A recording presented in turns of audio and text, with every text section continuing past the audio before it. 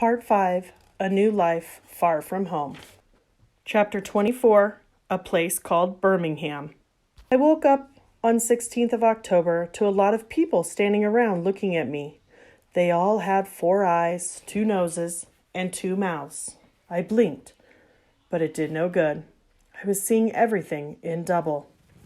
The first thing I thought was, thank God I'm not dead. But I had no idea where I was or who these people were. They were speaking English, although they all seemed to be from different countries. I tried to talk, since I could speak English, but no sound came out. There seemed to be a tube of some kind in my throat, a tube that had stolen my voice. I was in a high bed, and all around me, complicated machines beeped and purred. I understood then.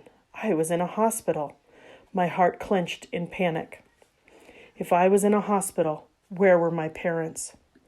Was my father hurt? Was he alive? Something had happened to me, I knew. But I was sure something had happened to my father as well. A nice woman wearing a headscarf came to my side. She told me that her name was Rihanna, and that she was the Muslim chaplain. She began to pray in Urdu. Instantly I felt calm, comfortable, and safe. As I listened to the beautiful, soothing words of the Holy Quran, I closed my eyes and drifted off. When I opened my eyes next, I saw that I was in a green room with no windows and very bright lights. The nice Muslim woman was gone. A doctor and a nurse were in her place. The doctor spoke to me in Urdu. His voice was oddly muffled, as if he were speaking from a great distance. He told me that I was safe and that he had brought me from Pakistan.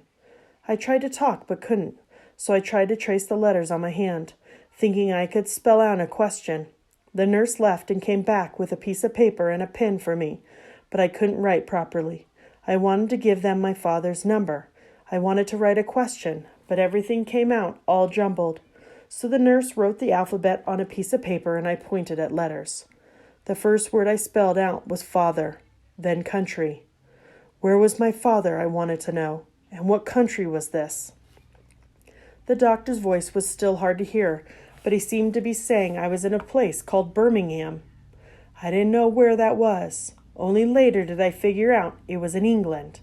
He hadn't said anything about my father. Why not? Something had happened to him. That was the only reason there could be. I had it in my head that this doctor had found me on the roadside and that he didn't know my father was also hurt, or that he didn't know how to find my father. I wanted to give him my father's phone number so he could tell him, your daughter is here. I moved ever so slightly to spell out father again, and a blinding pain cut through my head.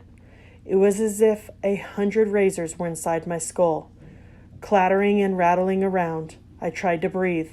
Then the nurse leaned down and dabbed at my left ear with a piece of gauze, and blood came away on a cloth. My ear was bleeding. What did that mean? I tried to lift my hand to touch it, but I noticed, as if from a distance, that my hand did not seem to be working properly. What had happened to me? Nurses and doctors came in and out. No one told me anything.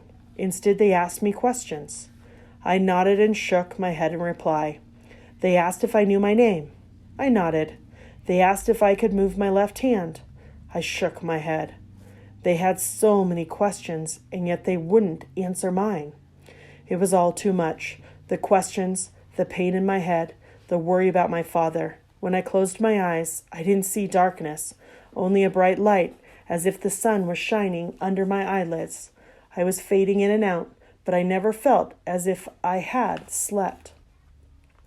There was only the long stretches of being awake, my head filled with pain and questions, and then not. The room I was in the ICU and didn't have windows, so I never knew if it was day or night. I knew only that no one had answered my constant question. Where was my father? But eventually a new question joined in when I looked around the room at all the complicated medical equipment. Who would pay for this? A lady walked in and told me her name was Dr. Fiona Reynolds. She spoke to me as if we were old friends.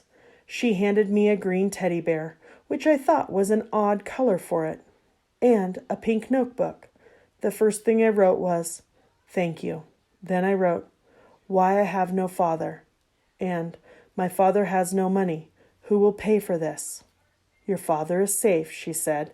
"He is in Pakistan. Don't worry about the payment." If my father was safe, why wasn't he here? And where was my mother? I had more questions for Dr. Fiona, but the words I needed would not come to my mind. She seemed to understand. "Something bad happened to you," she said, "but you're safe now." What had happened? I tried to remember. All sorts of images floated through my head. I didn't know what was real and what was a dream. I'm on a bus with my father, and 2 men shot us. I see a crowd gathered around me as I lay on a bed or maybe a stretcher. I couldn't see my father, and I'm trying to cry out, "Where is Abba? Where is my father?" But I can't speak.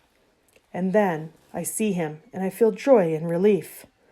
I feel someone hovering over me, a man whose hands are poised above my neck, ready to choke me. I am on a stretcher, and my father is reaching out to me. I am trying to wake up, to go to school, but I can't. Then I see my school and my friends, and I can't reach them. I see a man in black, pointing a gun at me. I see doctors trying to stick a tube in my throat. I am telling myself, "You're dead." And then I realize that the angel has not yet come to ask the question a Muslim hears after death. Who is your God? Who is your prophet? I realize then I can't be dead, and I fight and struggle and kick and try to wake from this terrible nightmare. These images seemed very real, yet I knew they couldn't all be. But somehow I had ended up in this place called Birmingham, in a room full of machines, with only the green teddy bear at my side.